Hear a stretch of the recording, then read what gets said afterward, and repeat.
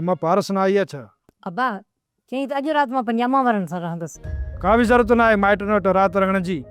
मां वञी हुनखे वठी थो अचां। सोट कहिड़ियूं ॻाल्हियूं थो करे? इहे ॻाल्हियूं मुनासिब न आहिनि। छोकिरी जे माउ पीउ जो घरु आहे, भला वई ऐं राति रहे थी त कहिड़ी वॾी ॻाल्हि आहे? रहण ॾिस। जंहिं राति जे पेट में सिकू घरां गॾु कंहिं ॿिए हंधि छॾे अचेसि त हुनखे किथे ॻोल्हींदासीं? अरे चरबट, सिकू इहा ग़लती कॾहिं बि कोन कंदो। तूं परेशान न थी।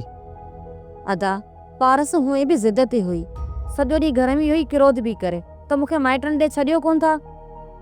सॼो ॾींहुं घर में इहो ई जहिड़ो हूंदो हो। हाणे इहो बि बहानो हुनजो ख़तमु थियो। तूं परेशान न थी, सुबुह जो मां हुनखे वञी वठी ईंदसि। सोट वे वे।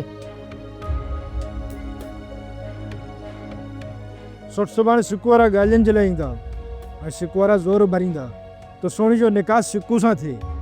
हैदर सुबुह जो तूं बि हलिजांइ। उते ॻाल्हाइण जो हर कंहिंखे हक़ हूंदो। उते हली ॾिसूं था त छोकिरी जो निकाह कंहिंसां थो थिए।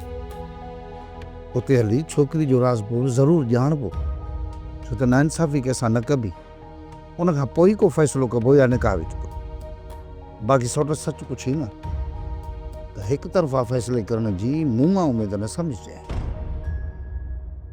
सब्सक्राइब कयो असांजो official YouTube channel Sindh TV HD drama ऐं वधीक अपडेट लाइ बेल आइकन खे क्लिक करियो।